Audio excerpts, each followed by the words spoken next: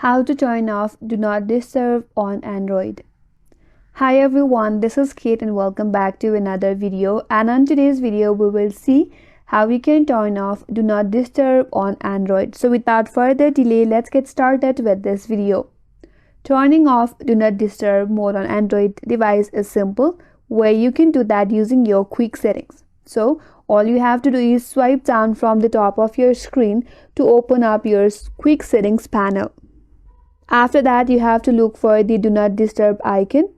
Right here you can find it. If it is turned on, all you have to do is tap on Do Not Disturb icon to turn it off. And with that, the Do Not Disturb is now turned off.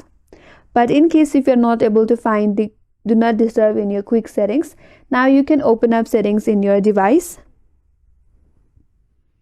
Head towards your notifications, scroll down a bit, and under general you can find Do Not Disturb right there also. Tap on it. If you have turned it on, then here you will have an option to turn off. All you have to do is tap on it, and with that the Do Not Disturb mode will be turned off in your Android device.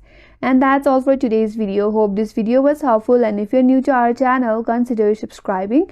Thanks for watching and stay tuned for more videos.